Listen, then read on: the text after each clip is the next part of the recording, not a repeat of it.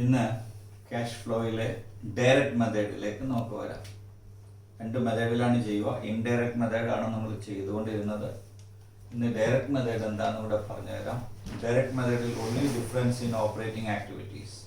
Investment ആക്ടിവിറ്റിയും financing ആക്ടിവിറ്റിയും same തന്നെയാണ്. ഡയറക്റ്റ് മെത്തേഡിൽ ഓൺലി ഫ്രം ഓപ്പറേറ്റിംഗ് ആക്ടിവിറ്റീസ്. നമ്മൾ പ്രോഫിറ്റിനെ ബേസ് ചെയ്തുകൊണ്ടായിരുന്നു ചെയ്തുകൊണ്ടിരുന്നത് വർക്കിംഗ് ക്യാപിറ്റൽ ചേഞ്ചസിനെ. ഇതങ്ങനെയല്ല.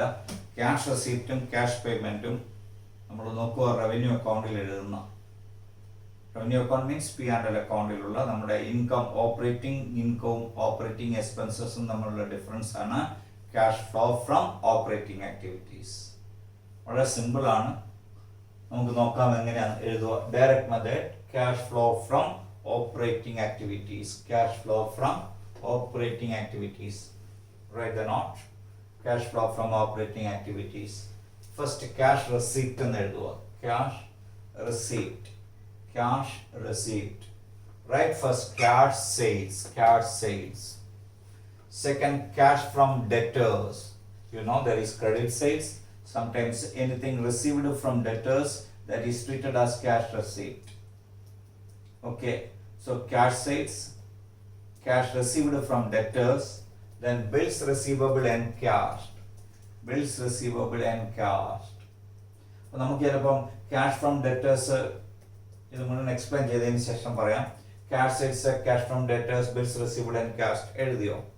Next cash payments, outflow, cash purchases, bracket sign, cash paid to creditors, bracket sign, bills payable paid, bills payable met, bills payable honored, expenses paid, employee benefit expense, administration expenses, those expenses make payment should be right here, expenses paid.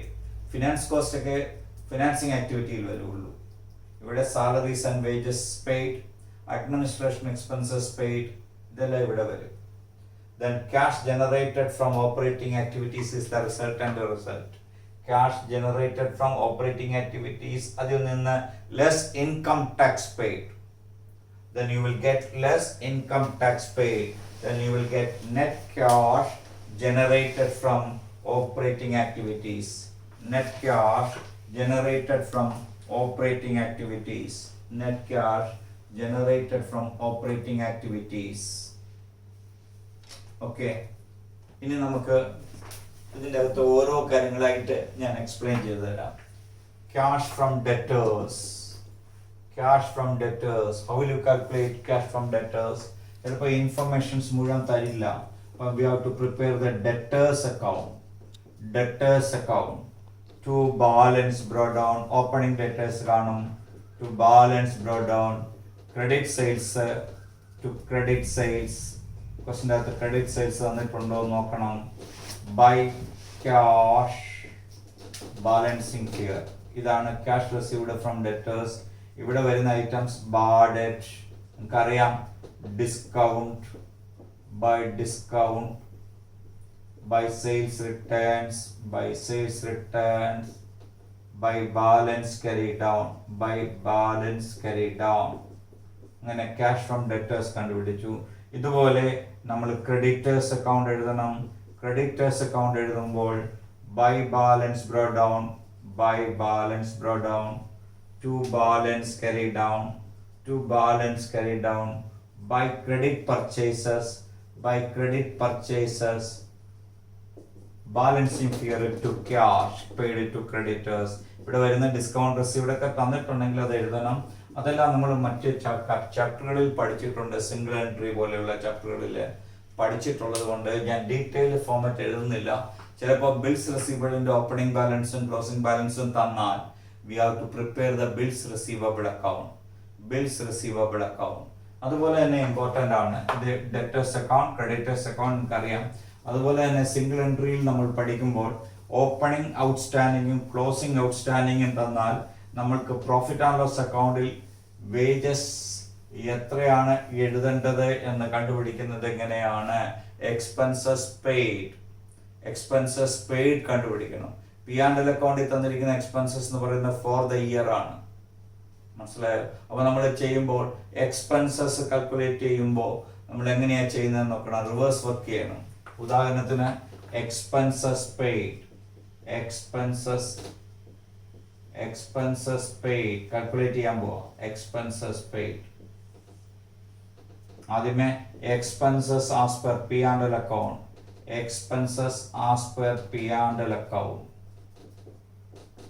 നമുക്കറിയാം P and അക്കൗണ്ടിൽ കാണിക്കുന്ന എക്സ്പെൻസസിൽ നമ്മൾ add outstanding expenses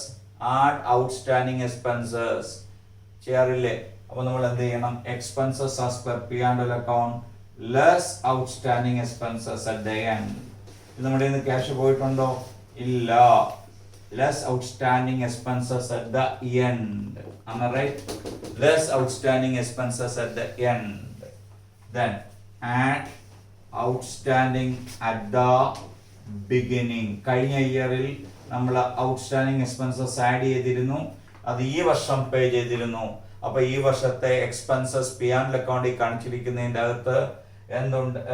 expenses as per P and account add outstanding നമ്മൾ ഈ വർഷം പേ ചെയ്തിരിക്കുന്നതാണ്. അപ്പൊ less outstanding at the beginning, അത് ഈ വർഷം പേ ചെയ്തതാണ്. മനസ്സിലായോ? അപ്പൊ നമ്മൾ നേരത്തെ പി ആൻഡ് അക്കൗണ്ടിൽ കാണിക്കുന്നത് less outstanding at the beginning, add outstanding at the end. നമ്മൾ നേരെ റിവേഴ്സ് ചെയ്തു. Less outstanding at the end, add outstanding at the beginning. ഇതുപോലെ തന്നെ പ്രീപെയ്ഡ് വന്നാൽ plus prepaid at the end. സാധാരണ നമ്മളത് മൈനസ് ചെയ്യുക അടുത്ത വർഷത്തേക്ക് അഡ്വാൻസ് കൊടുത്താൽ. പക്ഷെ അത് ഈ വർഷം നമ്മുടെ ഔട്ട്ഫ്ലോ ക്യാഷ് പോയിട്ടുണ്ട് നെക്സ്റ്റ് ഇയറിലേക്കുള്ള, അതുകൊണ്ട് നമ്മൾ ആഡ് ബാക്ക് ചെയ്യണം. Less prepaid at the beginning, അത് ഈ വർഷത്തെ ഔട്ട്ഫ്ലോ അല്ല, അതുകൊണ്ട് നമ്മൾ അത് എന്ത് ചെയ്യണം, മൈനസ് ചെയ്യണം. ബാക്കിയാണ് expenses paid during the year. ഇത് വേണേ അക്കൗണ്ട് എഴുതിയും ചെയ്യാം, അത് നിങ്ങൾ കുറച്ചുകൂടി ബുദ്ധിമുട്ടായതുകൊണ്ടാണ് ഞാൻ ഈ രീതിയിൽ കാണിച്ചത്. Expenses paid. ഇനി ബാക്കി അക്കൗണ്ട്സ് എല്ലാം ആസ് യൂഷ്വൽ പ്രൊവിഷൻ ഫോർ ടാക്സേഷനും ആസ് പ്ലാൻ ആൻഡ് മെഷീനറിയും അങ്ങനെയൊക്കെയുള്ള കണക്കുകൾ, ഇൻവെസ്റ്റ്മെന്റ് ആക്ടിവിറ്റി ചെയ്യാനായിട്ടുള്ള അതെല്ലാം ആസ് യൂഷ്വൽ ചെയ്യണം. മനസ്സിലായോ? ഇത്രയുമാണ് നിങ്ങൾ മനസ്സിലാക്കേണ്ട ഡയറക്റ്റ് മെത്തേഡിൽ ചെയ്യാനായിട്ട്. First I am going to explain a simple question. Illustration 3 എടുക്കുക. Illustration 3 page number 4.92. From the following information, calculate cash flow from operating activities. Our operating activity മാത്രമേ ചോദിച്ചിട്ടുള്ളൂ. ഓക്കെ, നോക്കാം. ഒരു ക്യാഷ് ബുക്ക് തന്നിരിക്കുന്ന അതിന്റെ ഡെബിറ്റ് സൈഡ് നമുക്കറിയാം, definitely it is cash receipt and the credit side is cash payment. നമുക്ക് cash flow from operating activities ആണ് ഇവർ ചോദിച്ചിരിക്കുന്നത്. ബാക്കി ഇൻഫർമേഷനും കൂടി ഞാൻ പറഞ്ഞ എല്ലാ ആക്ടിവിറ്റീസും വെച്ച് ചെയ്യാം. ആദ്യമേ to balance brought on, that is opening cash and cash equivalents. Cash sales എവിടെ വരും? ഓപ്പറേറ്റിംഗ് ആക്ടിവിറ്റിയിൽ ക്യാഷ് റെസീപ്റ്റിൽ വരും. Then to trade receivable entry, cash account debtor to trade receivable. അതാണ് cash from debtors, cash from trade receivable. Trade commission അതാണ് other income. ഇവിടെ നമുക്ക് വേണമെങ്കിൽ cash റെസിപ്റ്റിന്റെ കൂട്ടത്തിൽ കുറച്ച് അതർ ഇൻകം കൂടെ കാണിക്കാമായിരുന്നു ഫോർമാറ്റിൽ. അതർ ഇൻകം ആഡ് ചെയ്യണം ക്യാഷ് റെസിപ്റ്റിനോട് കൂടി.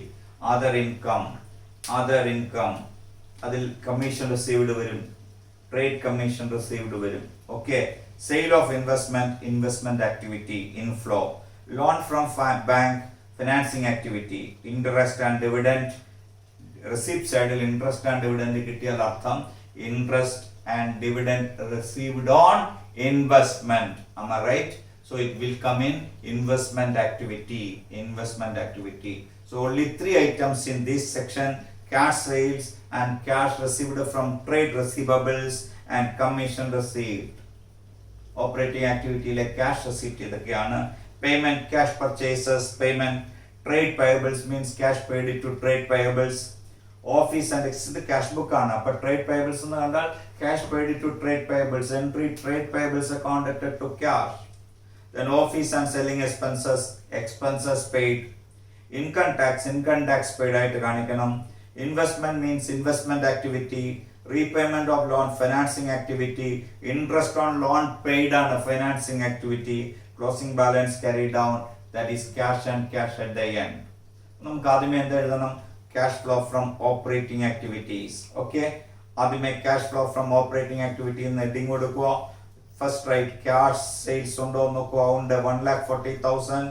Then cash received from trade receivable, commission received. ഇത്രയും ടോട്ടൽ ചെയ്ത് ഇന്നർ കോളത്തിൽ എഴുതുക. 3,65,000 ഇന്നർ കോളത്തിൽ. Less payment for cash purchases 1,20,000 bracket sign, trade payables bracket sign, office and selling expenses bracket sign. ബാക്കി വരുന്നതിന് എന്ത് പേര് കൊടുക്കും? Cash generated from operating activities.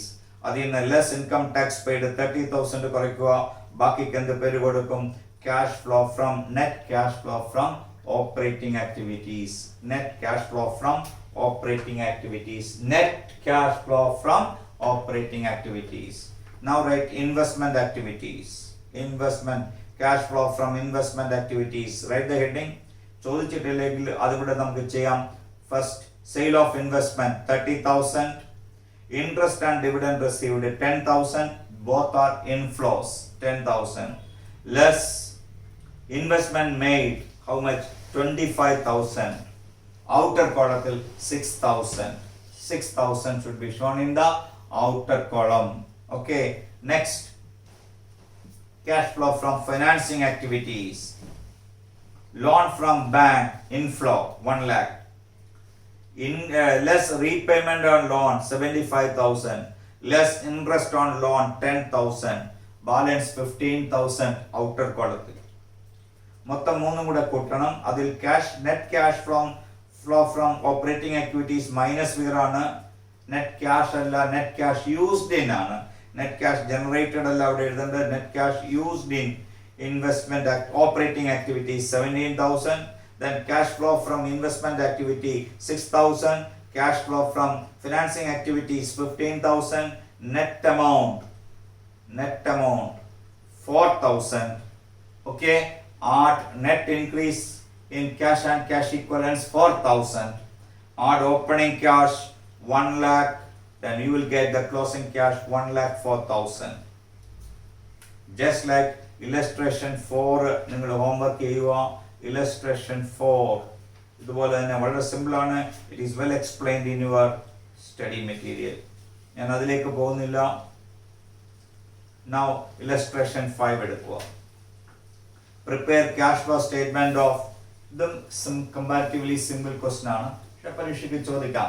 ഒരു 4 മാർക്കിന്റെ ക്വസ്റ്റ്യൻ ആയിട്ട് ചോദിക്കാം. Prepare cash flow statement of Messrs M&T Limited. Company sold goods for cash only. Gross profit ratio is 30% of the year. Gross profit amounted to 3,82,500. So gross profit is 3,82,500. That is gross profit.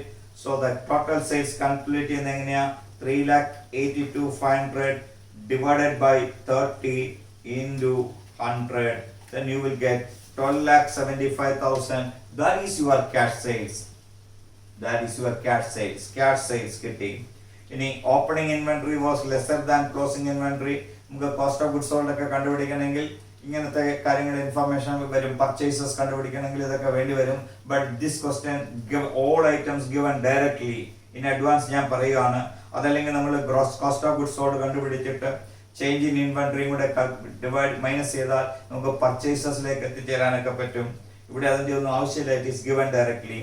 Then wages paid during the year, outflow, cash flow from operating activities, wages paid. Office and selling expenses paid, operating activity.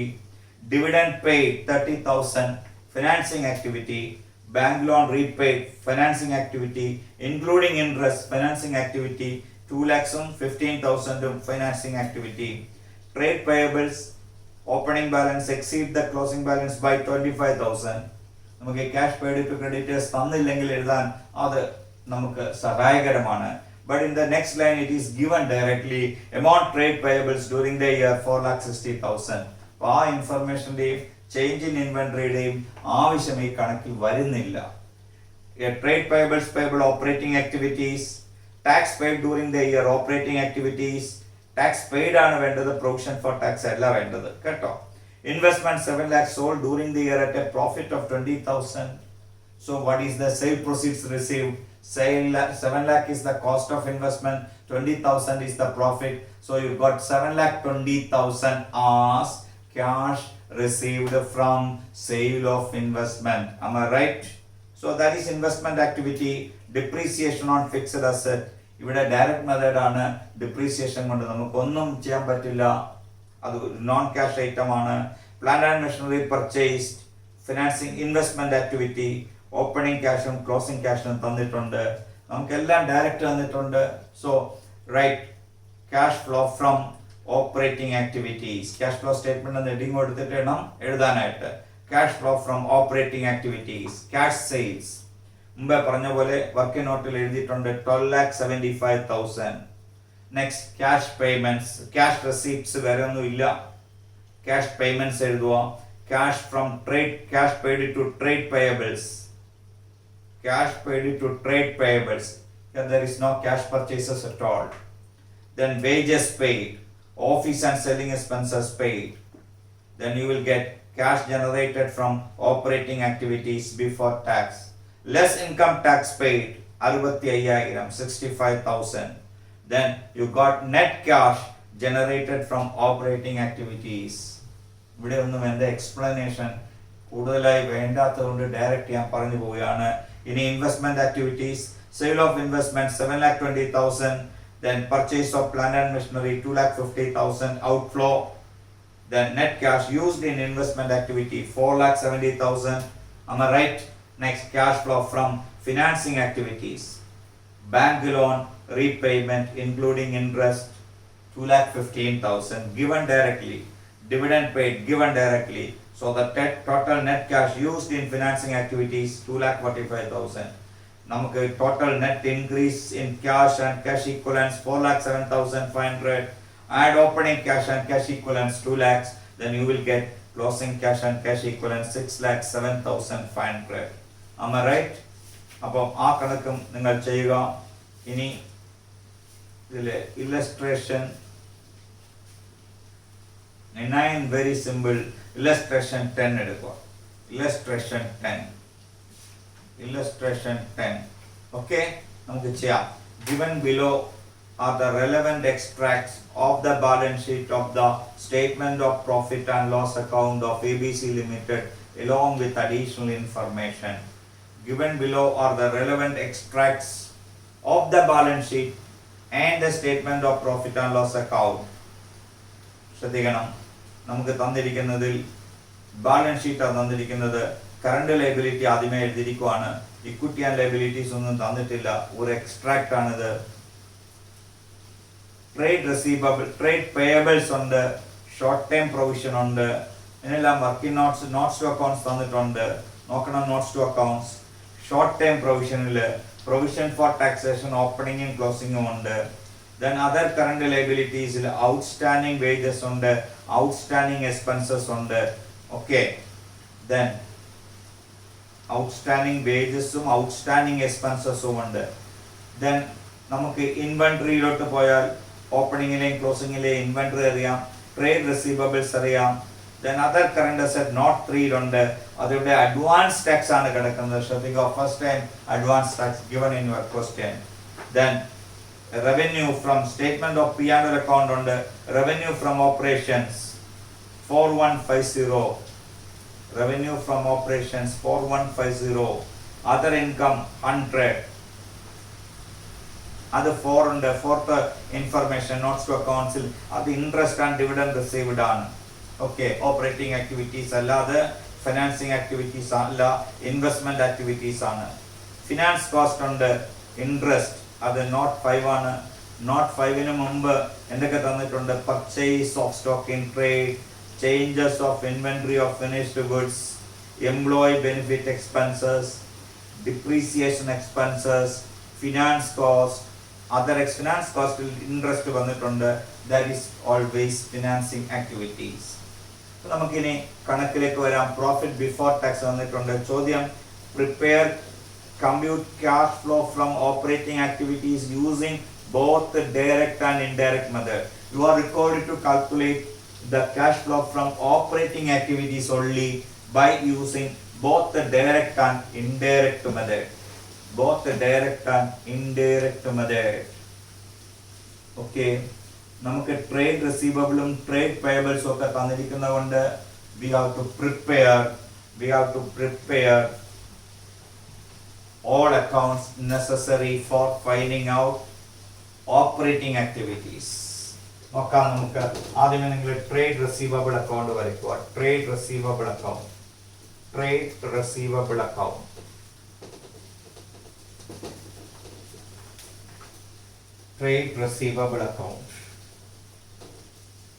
that is debtors account. ഇവിടെ trade receivable എന്നാണ് തന്നത്, അതുകൊണ്ട് I am going to write trade receivable account. Trade receivable account.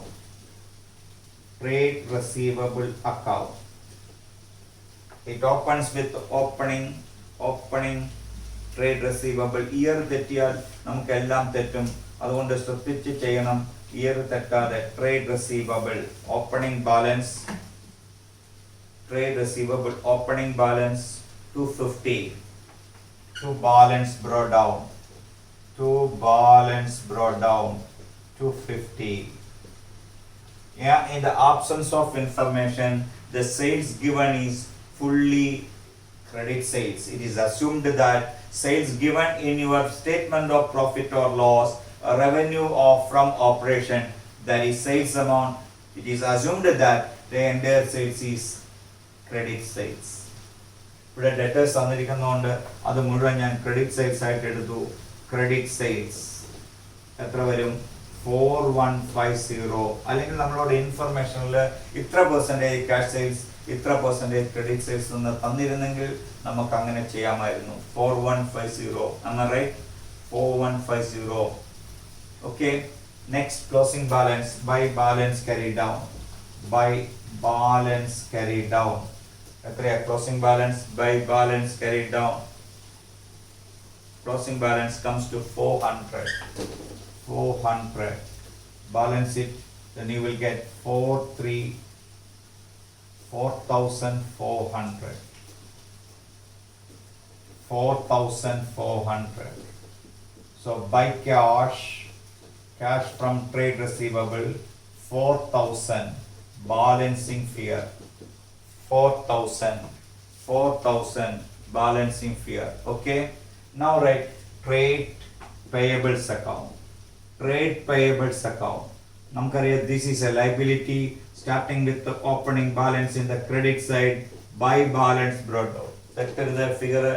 Trade payables 230, that is the opening balance, and 2 balance carried down, that is the closing balance. How much it is? 2 balance carried down 250. 230 and 250. Then credit purchases. Question എന്താ തന്നിരിക്കുന്നത് നോക്കണം. Purchases 2,400. So it is assumed that this is fully credit purchases. By purchases 2,400. The total is 2630. Balancing fee is called cash paid to trade payables. That comes to 2,380. 2,380 to cash. Balancing fee, trade payables account to cash. Am I right? Correct. 2380. This is one of the main outflow of operating activities. Cash paid to trade payables. Cash trade received from trade receivable, that comes to 4,000. One of the main inflow in operating activities. In the absence of cash sales and cash purchases, it is assumed that sales made during the year is fully credit sales and purchases made during the year is fully credit purchases. Am I right? Okay. Next, നമുക്ക് എഴുതേണ്ട പ്രധാന അക്കൗണ്ടുകൾ provision for ടാക്സേഷനും advance ടാക്സിന്റെ അക്കൗണ്ടാണ്. നിങ്ങൾ ആദ്യമായിട്ടാണ് ഇത് എഴുതാൻ പോകുന്നത്. Provision for taxation account. Okay. ആദ്യമേ എങ്ങനെ തുടങ്ങും? Opening balance by balance brought down. opening provision for taxation, working notes to accounts number 1, that comes to 180. To balance carried down 200. നിങ്ങളുടെ റവന്യൂ സ്റ്റേറ്റ്മെന്റിൽ കറണ്ട് ടാക്സ് എത്ര എഴുതിയിരിക്കുന്നത് നോക്കണം. ഇൻകം സ്റ്റേറ്റ്മെന്റിൽ പി ആൻഡ് എൽ അക്കൗണ്ടിൽ last എഴുതിയിരിക്കുന്നത് കണ്ടോ, tax expenses current tax 200. That means it is in your profit and loss account. 200 is given. That means provision made during the year is 200. What will be the entry? P&L account debtor to provision for taxation. That is why it is given in your P&L account. So the entry is P&L account debtor to provision for taxation. By P&L account, how much it is? By P&L account, how much it is? 200. സ്വാഭാവികമായും നമ്മളിവിടെ to cash 180 എന്ന് എഴുതും. But here it is advance tax is given. Advance tax is given. That means tax paid in advance. By advance tax എന്ന് പറയാം, it is asset, opening balance, debit balance. Advance tax is given. Information number 3, notes to accounts number 3. Opening balance 180. By balance carry down. By balance carry down, that comes to 195. ശ്രദ്ധിച്ചോണം, നമ്മുടെ opening advance tax നമ്മൾ എങ്ങോട്ട് close ചെയ്ത് കളയും? Provision for taxation അക്കൗണ്ടിലേക്ക് close ചെയ്ത് കളയും.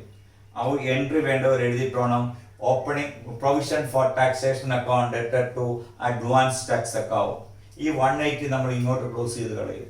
അപ്പോൾ നമ്മൾ ഇവിടെ ക്യാഷ് പേ ചെയ്യുകയല്ല, അഡ്വാൻസ് ടാക്സ് പേ ചെയ്ത് ഇങ്ങോട്ട് ക്ലോസ് ചെയ്ത് കളയുക ചെയ്യുന്നത്. ലാസ്റ്റ് ഇയറിൽ നമ്മൾ 180 അഡ്വാൻസ് ടാക്സ് കൊടുത്തിരുന്നു. That should be closed to provision for taxation account. So right here, by advance tax 180. Sorry, by provision for taxation. By provision for taxation 180. ഇവിടെ എന്ത് എഴുതും? To advance tax 180. മനസ്സിലായോ? ഇത് തമ്മിലാണ് ബന്ധം. ഓക്കെ, അപ്പൊ ഈ അക്കൗണ്ട് ടാലി ആയിപ്പോയി. പ്രൊവിഷൻ ഫോർ ടാക്സേഷൻ 380 ടോട്ടൽ ഒന്ന് ടാലി ആയിപ്പോയി. അഡ്വാൻസ് അക്കൗണ്ടിൽ ക്ലോസിംഗ് ബാലൻസ് 195 വന്നാൽ അതിന്റെ അർത്ഥം ഈ വർഷം അഡ്വാൻസ് ടാക്സ് നെക്സ്റ്റ് ഇയറിലേക്ക് എത്ര അടച്ചിട്ടുണ്ട്? ഔട്ട്ഫ്ലോ ആണ്. എത്ര അടച്ചിട്ടുണ്ട്? 195 to cash. Advance tax paid. Advance tax paid during the year. Advance tax paid during the year. Balancing figure how much? 195. അപ്പൊ ഈ ടാക്സ് പെയ്ഡ് ആണ് നിങ്ങൾ ഓപ്പറേറ്റിംഗ് ആക്ടിവിറ്റിയിൽ ഇൻകം ടാക്സ് പെയ്ഡ് ആയിട്ട് കാണിക്കേണ്ടത്. ഈ 195 ആണ്. മനസ്സിലായോ? So this is provision for taxation account and advance tax 195 is the tax paid. അപ്പൊ ഈ കണക്കിന്റെ അകത്ത് ടാക്സ് പെയ്ഡ് എത്രയായിരിക്കും എഴുതുക? 195. That is advance tax. മനസ്സിലായോ? ഇനി നമുക്ക് വർക്കിംഗ് നോട്ടിലേക്ക് വരേണ്ടത് ആ വേജസിനെ പറ്റിയൊക്കെയാണ്. നോട്ട്സ് ടു അക്കൗണ്ട്സിൽ എഴുതിയിരിക്കുന്നതിനെ പറ്റിയാണ്. നിങ്ങൾക്കറിയാം എംപ്ലോയി ബെനിഫിറ്റ് എക്സ്പെൻസസ് എത്രയാ വന്നിരിക്കുന്നത് നോക്കണം. Employee benefit expenses, that means salaries and wages paid. അത് എത്രയാ വന്നിരിക്കുന്നത്? Employees benefit expenses comes to 800 is as per P&L account. As per P&L account. But we want to know how much is the employee benefit expenses paid during the year. Out of this 800, what is the outstanding wages? That comes to 40 in the beginning and 50 at the end. നിങ്ങൾ 50 ഈ വർഷം add ചെയ്തിട്ടായിരിക്കും 800 വന്നിരിക്കുന്നത്. 40 നിങ്ങൾ less ചെയ്തിട്ടായിരിക്കും 800 വന്നിരിക്കുന്നത്. am I right? അപ്പോൾ നമ്മൾ എന്ത് ചെയ്യണം? റിവേഴ്സ് വർക്ക് ചെയ്യണം. നോൺ ട്രേഡിംഗ് കൺസേണിലൊക്കെ പഠിക്കുന്ന പോലെ ബെനിഫിറ്റ് നമുക്ക് റെസിപ്റ്റ് ആൻഡ് പേയ്മെന്റ് അക്കൗണ്ടിൽ ചെയ്യണമെങ്കിൽ നമ്മൾ റിവേഴ്സ് വർക്ക് ചെയ്യുന്ന പോലെ ഇവിടെ റെസിപ്റ്റ് എത്ര, പേയ്മെന്റ് എത്ര എന്നറിയാൻ, പേയ്മെന്റ് അറിയണമെങ്കിൽ നമ്മൾ റിവേഴ്സ് വർക്ക് ചെയ്യണം. ലെസ്, ഇവിടെ ഞാൻ പ്ലസ് ആയിട്ടിരിക്കുന്ന plus outstanding at the beginning. Plus outstanding at the beginning. അത് ഈ വർഷമാണ് നമ്മൾ പേ ചെയ്തത്. ഔട്ട്സ്റ്റാൻഡിങ് അറ്റ് ദ ബിഗിനിങ് എത്രയാ? 40. Less outstanding at the end. Outstanding at the end എത്രയാണ്? It comes to 50. So the answer is 840 minus 50. 790 is the benefit, employee benefit expenses paid. employee benefit expenses paid, employee benefit expenses paid 790 എന്ന് കിട്ടും. ഇതാണ് നിങ്ങൾ outflow ആയിട്ട് കാണിക്കേണ്ടത്. Employee benefit expenses 790 should be shown as an expense paid during the year. ഇതുപോലെ again you write expenses തന്നിട്ടുണ്ട്, other expenses തന്നിട്ടുണ്ടെന്നാണ് എൻ്റെ ഓർമ്മ. Finance cost, other expenses, yes right, other expenses as per P&L account, as per P&L account, how much? 200, isn't it? 200 and outstanding at the beginning, beginning means 2010. How much is other expenses, how much it is? 10, correct alle? 10 less outstanding at the end, എത്ര വന്നു? 20. so that comes to 210 minus 20, 190 വരും, correct അല്ലേ? 190 വരും. 190 is the other expenses paid. ഏത് activity?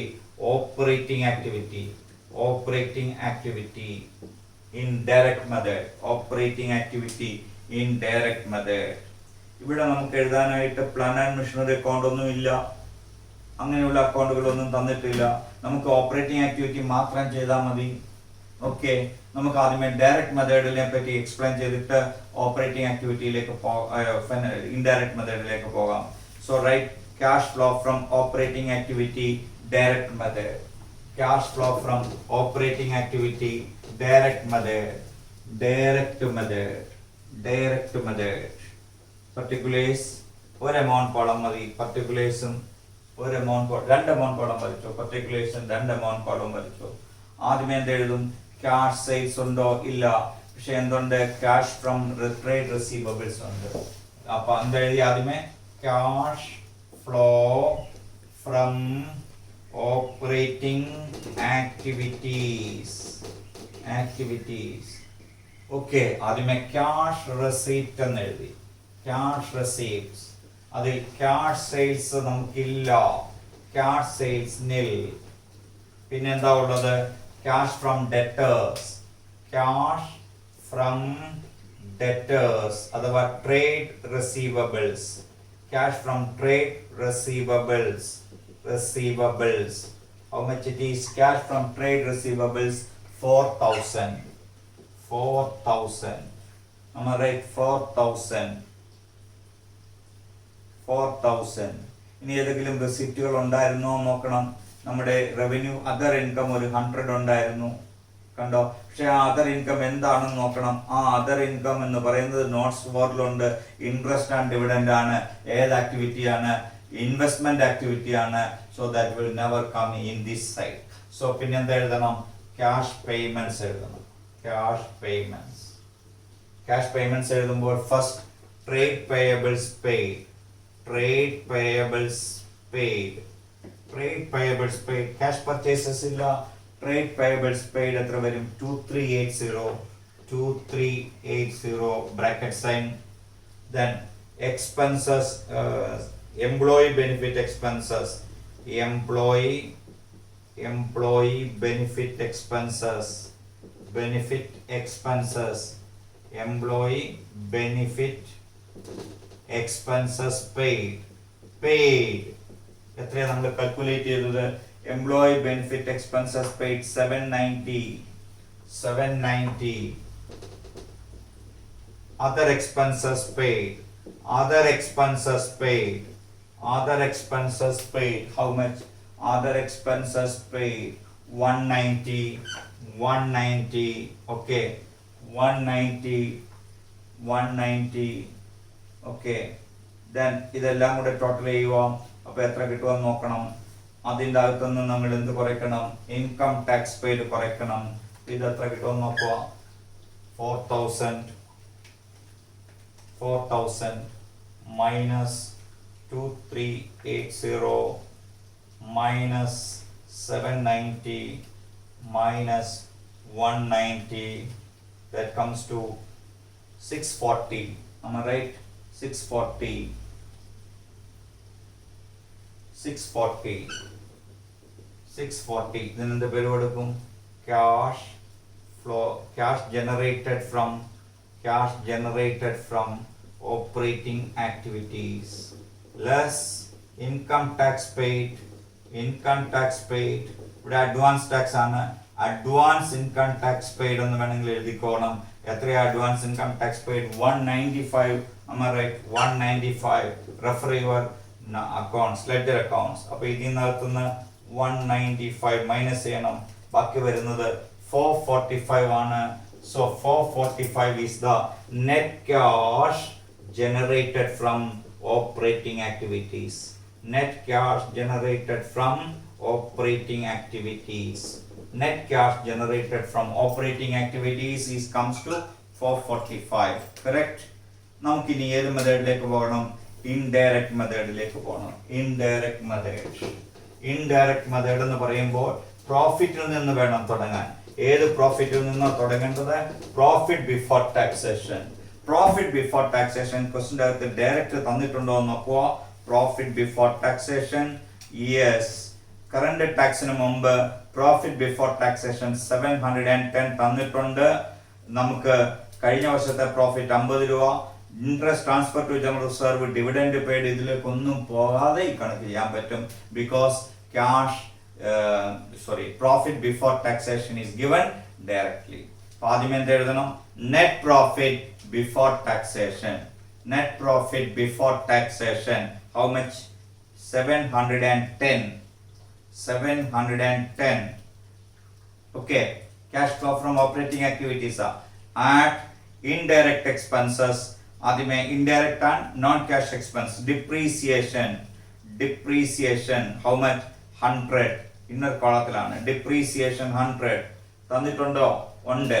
Depreciation തന്നിട്ടുണ്ട് 100. Next. Non-cash expense. Then interest.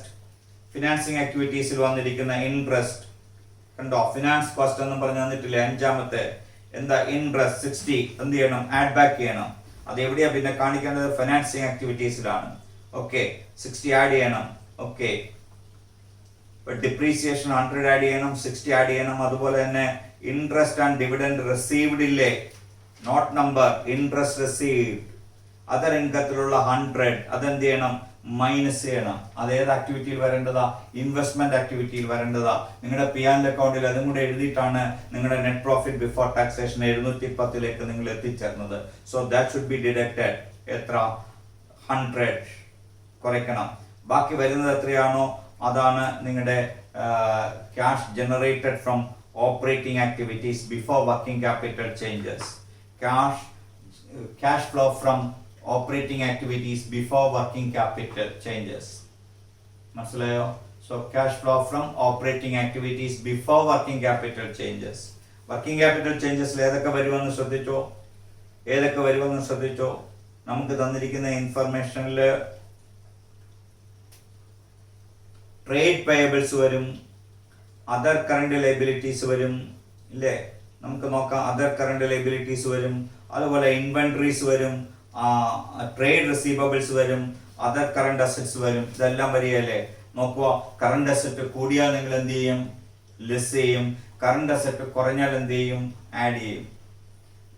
Current liability കൂടിയാൽ കൂട്ടും, current liability കുറഞ്ഞാൽ കുറയ്ക്കും. സോ ഫസ്റ്റ് ഏതാന്ന് നോക്കുക. ഏതൊക്കെയാണെന്ന് നോക്കുക. ട്രേഡ് റിസീവബിൾ എത്രയായിരുന്നു? ട്രേഡ് റിസീവബിൾസ് 250 400 ആയി ഇൻക്രീസ്.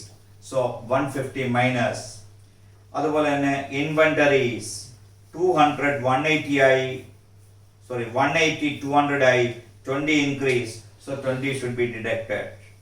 ട്രേഡ് പേയബിൾസ് അത് 230 250 ആയി, 20 ഇൻക്രീസ്. ഔട്ട്സ്റ്റാൻഡിംഗ് എക്സ്പെൻസസ്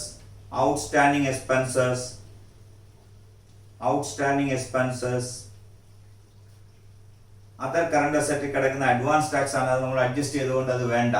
ഇനി ട്രേഡ് പേയബിൾസ് വന്നു, അതർ ഔട്ട്സ്റ്റാൻഡിംഗ് വേജസും ഔട്ട്സ്റ്റാൻഡിംഗ് എക്സ്പെൻസസും അല്ലെങ്കിൽ അതർ കറണ്ട് ലയബിലിറ്റി എഴുതിയാലും മതി. പക്ഷെ അതർ കറണ്ട് ലയബിലിറ്റിയിൽ എന്ത് ഉൾപ്പെടുന്നുണ്ട്? ഇത് രണ്ടുമേ ഉള്ളൂ. അതർ കറണ്ട് ലൈബിലിറ്റി ആയാലും മതി 50 70 ആയി 20 ഇൻക്രീസ്ഡ്, അല്ലെങ്കിൽ രണ്ടും സെപ്പറേറ്റ് എഴുതണം. Outstanding wages 10 and outstanding expenses 10, both are increased, so it should be added. അപ്പോൾ അതെല്ലാം കൂടി ആഡ് ചെയ്യുമ്പോൾ 130 വരും. മുമ്പേ 770 കിട്ടി, അതിൽ നിന്ന് 130 നിങ്ങൾ മൈനസ് ചെയ്തു. അതിന് എന്ത് പേര് കൊടുത്തു? Cash generated from operating activities less income tax paid 195 കുറച്ചു. ബാക്കി ഔട്ടർ കോളത്തിൽ എത്ര തന്നെ എഴുതണം? 445 തന്നെ എഴുതണം. 445 തന്നെ വരും. മനസ്സിലായോ? So I am going to explain one more problem today, that is illustration 11. എന്താ ചോദിച്ചിരിക്കുന്നത് നോക്കാം.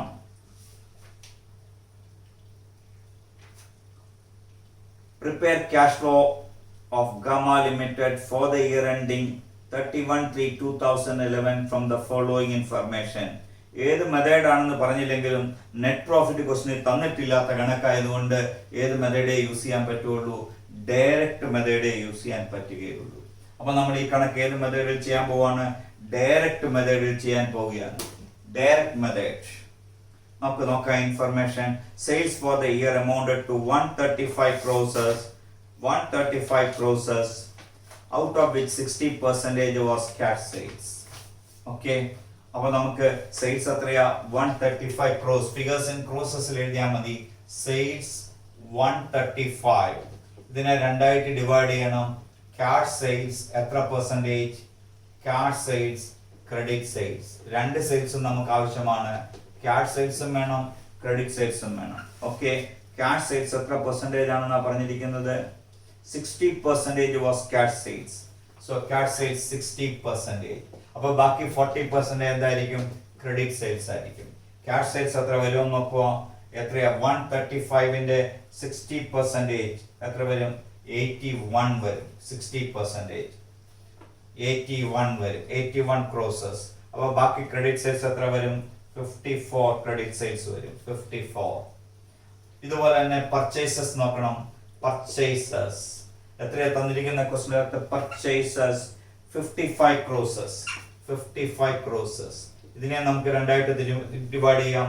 Cash purchases, credit purchases. Cash purchases, credit purchases. Cash purchases എത്ര പെർസെന്റേജ് ആണ്? Credit is given 80%. This is 80%, so cash purchases comes to 20%. Am I right? 55ന്റെ എത്ര percentage കണ്ടുപിടിക്കണം? 80% കണ്ടുപിടിക്കണം. എത്ര വരും? 80%. 44 വരും. So 44 is credit purchases and cash purchases is 11. Cash purchases is 11%. 20% comes to 11 crores. Am I right? So ഞാൻ അത് calculate ചെയ്തു. ഇനി ഇൻഫർമേഷനിലേക്ക് വരികയാണ്. Administration and selling expenses amounted to 18 crores and salary paid amounted to 20 crores. The absence of information, that is paid salaries and paid administration expenses, both are to be shown in the operating activities. Am I right? Operating activities. Company redeemed debentures of 20 crores at a premium of 10%. Right? Debentures, nominal value of debentures. എത്ര crores? 20 crores. Add premium on redemption.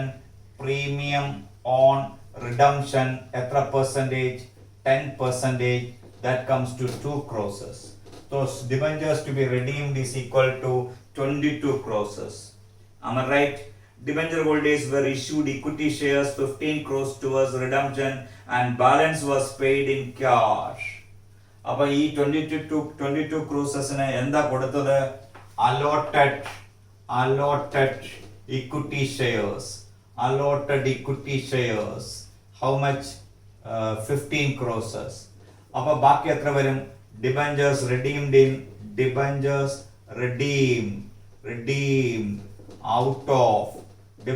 redeemed out of cash 7 crores. ഏത് ആക്ടിവിറ്റിയാ? Financing activity. മനസ്സിലായോ? ഇതിന്റെ entry എന്ത് വരും? Debenture account debtor to equity share capital.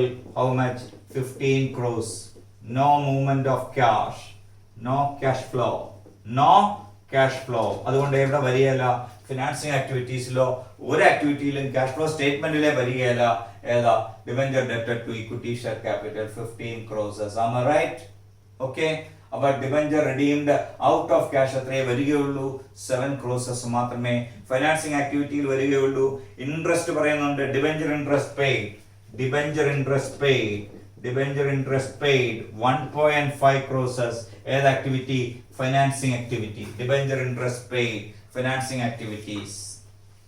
Direct method ആയതുകൊണ്ട് നമുക്ക് financing ആക്ടിവിറ്റീസിലോട്ട് മാത്രം ശ്രദ്ധിച്ചാൽ മതി, അല്ല ഏത് ആക്ടിവിറ്റി ആണെന്ന് മാത്രം നോക്കിയാൽ മതി. മറ്റേ ഡയറക്റ്റ് മെത്തേഡ് ആണെങ്കിൽ പ്രോഫിറ്റ് കൂടുതൽ ആഡ് ചെയ്യണമോ ലെസ് ചെയ്യണമോ എന്നൊക്കെ ആലോചിക്കണം. പ്രീമിയം ഓൺ റിഡംഷൻ ആഡ് ചെയ്യണം, പ്രീമിയം ഓൺ ഇൻട്രസ്റ്റ് ആഡ് ചെയ്യണം, പിന്നീട് നമുക്ക് ഫിനാൻസിങ് ആക്ടിവിറ്റിയിൽ കാണിക്കണം. ഇങ്ങനെയൊക്കെയുള്ള കാര്യങ്ങളിലേക്ക് പോകേണ്ട കാര്യമില്ല. Next information is dividend paid during the year 11.7 crores. നിങ്ങൾക്കറിയാം dividend paid is financing activities, right it. Investment costing 12 crores were sold at a profit of 2.4 crores. So sale proceeds from investment is equal to, write the note, sale proceeds from investment is equal to cost plus profit. 12 crores plus 2.4. 12 plus 2.4, that comes to 14.4. 14.4. 12 plus 2.4 crores, 14.4 crores. Then 8 crores was paid towards income tax during the year. Income tax paid 8 crores. Next, a new plant costing 21 crores was purchased in part exchange of old plant. The book value of the old plant was 12 crores, but vendor took over the old plant at a value of 10 crores only. Balance was paid in cash. So please write the working note again. Plant purchased at original cost 21 crores. Plant purchased at original cost 21 crores in amount column. Right, less exchange value of the old plant. Exchange value of the old plant 10 crores only. 12 crores ആണെങ്കിൽ exchange ചെയ്തപ്പോൾ അതിന് എത്രയേ വില വെച്ചുള്ളൂ? 10 crores only. നമുക്ക് ഇതിന്റെ profit loss ഒന്നും mind ചെയ്യേണ്ട കാര്യമില്ല. Am I right? So balance എത്ര വരും? 11 crores paid in cash. 11 crores paid in cash. നമുക്ക് ക്യാഷ് ഫ്ലോ സ്റ്റേറ്റ്മെന്റിൽ 11 crores മാത്രം എഴുതിയാൽ പോരെ? ഫൈനാൻസിങ് ആക്ടിവിറ്റി, ഒരു അസറ്റിന് പകരം മറ്റൊരു അസറ്റ് കൊടുത്തത് എക്സ്ചേഞ്ച് വാല്യൂ നമ്മുടെ അക്കൗണ്ടിൽ വരുമോ? ഇല്ല. ക്യാഷ് ഫ്ലോയിൽ വരുമോ? ഇല്ല. There is no movement of cash. So 11 crores in cash only in investment activities. Am I right? The following balances were provided. Debtors and creditors തന്നിട്ടുണ്ട്. നമുക്ക് ഡെറ്റേഴ്സും ക്രെഡിറ്റേഴ്സ് അക്കൗണ്ടും എഴുതണം, എങ്കിലേ ക്യാഷ് റിസീവ്ഡ് ഫ്രം ഡെറ്റേഴ്സ് കിട്ടുകയുള്ളൂ. So write debtors account. Debtors account. Debtors അക്കൗണ്ടിൽ opening balance 2 balance brought out. എത്ര crores? 45 crores. Am I right? 2 balance brought down 45 crores. ഇവിടെ ഏത് കറക്റ്റ് ആയിട്ടാണ് വന്നിരിക്കുന്നത്? By balance carry down. By balance carry down 50 crores. Then to credit sales. To credit sales. How much it is? Credit sales 54 crores. 54. 99 വന്നു. 99 ഇവിടെ എഴുതി. Balancing figure is cash from debtors. Cash from debtors. Operating activity balancing figure. How much? 49. 49. Correct? ഇതുപോലെ ഏത് അക്കൗണ്ടും കൂടെ വരയ്ക്കണം?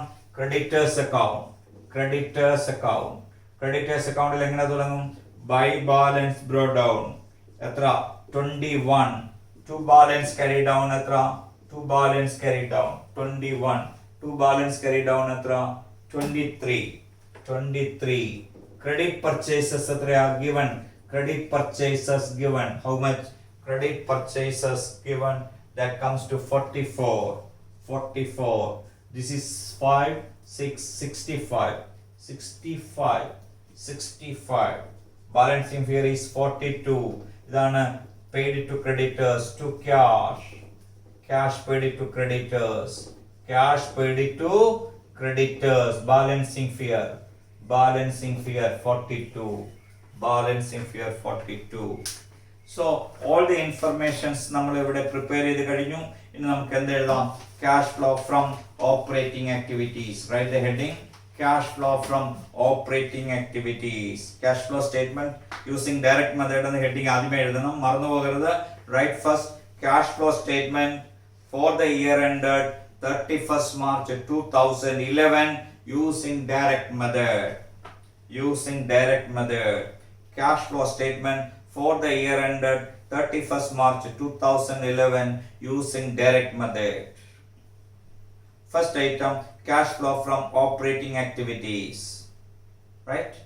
Cash sales 60% of cash sales നമുക്ക് കണ്ടുപിടിച്ചിട്ടുള്ള കാരണം പിന്നെ അങ്ങനെ എഴുതേണ്ട കാര്യമില്ല. 81 crores inner column 81 crores. Then cash received from debtors. Cash received from debtors 49. Am I right? Now write cash purchases 11. നമ്മൾ കണ്ടുപിടിച്ചിട്ടുണ്ട് cash purchases 11. Cash paid to creditors.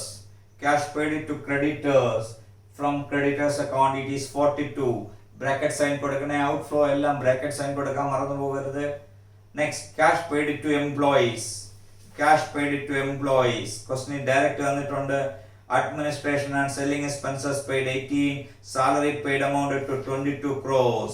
So salary paid, cash paid to employees means salary paid bracket 22 crores within amount brackets. Then cash paid to administration and selling expenses. Cash paid to administration and selling expenses 18 crores within brackets. 18 crores. So cash generated from operating activities 37 crores. Less income tax paid given directly 8 crores. ബാക്കി outer column net cash generated from operating activities. Net cash generated from operating activities 29 crores. Am I right? Now write cash flow from investment activities. First one, sale proceeds of investment. Refer the working note 12 plus 2.40 14.4 crores. Am I right? Next, payment for purchases of fixed asset. Working note refer 11 crores. 11 crores. എക്സ്ചേഞ്ചിന് പകരം ഒരു exchange നടത്തിയത് നമ്മൾ mind ചെയ്യുന്നില്ല. Cash payment മാത്രമേ നോക്കുന്നുള്ളൂ. അത് outflow ആണ്. Sale proceeds from investment inflow ആണ്. Net amount വരുന്നത് net cash generated from investment activities. Net cash generated from investment activity 3.4 crores in outer column. Now write financing activities. Cash flow from financing activities. Redemption of debentures. Working note, debentures redeemed out of cash 7 crores. Am I right? Interest paid 1.5 crores. Both should be in brackets. Then dividend paid, that should also be in bracket 11.7 crores. Dividend paid given directly. Given directly fifth information. Okay. So net cash used in financing activities comes to 20.2 crores. Net cash used in financing activity 20.2 within brackets.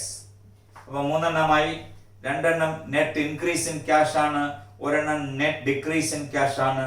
So anyway the net amount comes to net increase in cash and cash equivalence 12.2 crores. 12.2 crores. Opening cash balance is given 6 crores. Then you will get the closing cash at the end of the period that comes to 18.2 crores. So that's for today. ഇത്രയും direct മെത്തേഡിലെ കണക്കുകളാണ് ഞാൻ ഇന്ന് ചെയ്യിപ്പിച്ചത്. അടുത്ത ക്ലാസ്സിൽ വീണ്ടും ഞാൻ ഡയറക്റ്റും indirect മെത്തേഡുമായി വരും. അതുവരേക്കും വണക്കം. ഓക്കെ.